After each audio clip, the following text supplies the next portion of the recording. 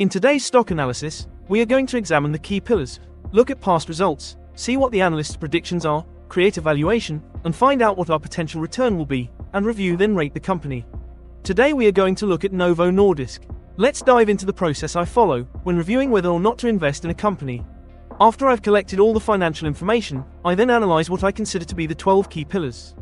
These pillars are based on the insights and teachings of the best super investors, and what I consider to be the key metrics when evaluating a company. Ideally, we would like to see each of these metrics be at least 10%. The first pillar is earnings per share. This is where we take the net income and divide it by the shares outstanding. For NOVO Nordisk, this is looking great for the trailing 12 months, as the earnings per share has increased by a solid 8%.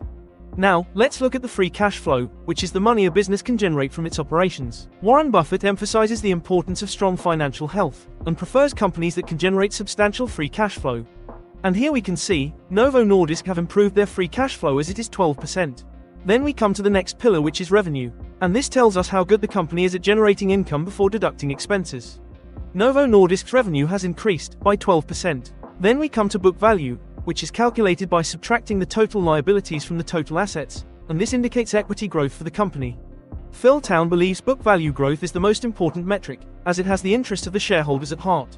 For the last 12 months, their book value has only improved by 6%. Now let's turn our attention to the management of the business by looking at the return on invested capital and return on equity. These two measures allow us to assess a company's efficiency at allocating the capital under its control. Return on invested capital and return on equity are superb at 53% and 80%. Now we move on to debt. And Joel Greenblatt prefers companies that are able to pay off debt with their free cash flow, ideally within 3 years. And it would take them under 6 months to pay off their debt. At present, with the information we have gathered, it tells us that NOVO Nordisk's key pillars are looking pretty good, so let's find out more. Tap the like icon if you have found the information helpful, and click on the notification bell to get alerts about my next videos. Now we will focus on other key pillars which help define an excellent business. So let's look at the gross margin, which is the amount of money a company retains after incurring the direct costs associated with producing the goods it sells and the services it provides. This is currently at 85%, which is excellent, as we would usually like to see the gross margin at or over 40%. Next, we come to the operating profit margin. This tells us how much profit a company makes on $1 of sales after paying for costs of production, such as wages and raw materials, but before paying interest or tax. Peter Lynch prefers companies with strong operating margins when assessing its financial health and competitive advantage. Their operating profit margin is 46%, and far above our target of 14%. For Terry Smith, free cash flow yield provides a more realistic view of a business's financial health and profitability. He typically looks for companies which have a free cash flow yield of 5% or higher. So, at 4% this looks very good. As we are potential shareholders, we will now want to look at the average book value growth for the last 5 years. This is 12%, with the lowest point being this year at 6%. And lastly, Bill Miller believes earnings growth is the biggest indicator to a company's stock price. The average growth for the last 5 years is 19%. In the comments section, I've included a link to the investors page and the annual report, if you want to check it out for yourself. Now let's look at past historical performance, to give us a better understanding of the company's successes and failures the business has been through. Looking at the chart, we can see that in 2019, the share price was trading at about $27, and was steadily moving upwards until 2022, when it started to rapidly rise.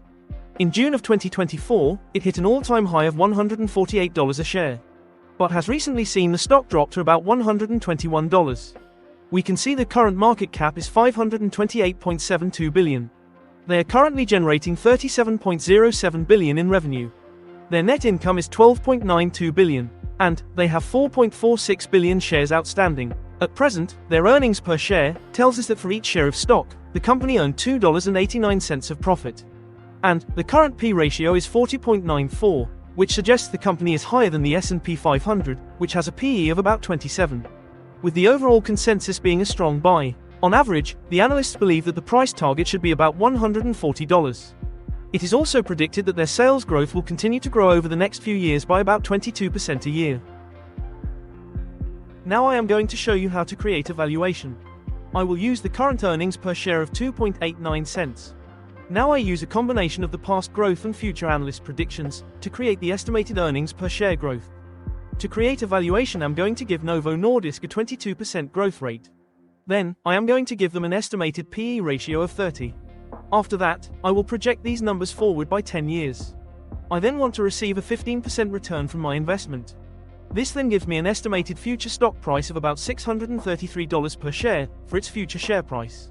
And then we work out the current value, that Phil Town calls the sticker price, which is about $157.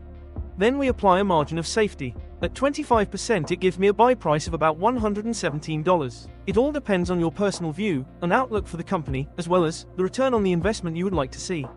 Please consider sharing this video with someone you think will like it, and click on the link above to learn how to create your own earnings per share growth model. The return we would receive if we bought at our 25% margin of safety price of $117 and sold in 10 years' time at our estimated future stock price of $633 would be 441%. But this is dependent on our assumptions for the company being correct. In addition, they provide an annual dividend of $1.03. The dividend growth is 39%, and the payout ratio is 36%, which is between our ideal 30 to 50% ratio.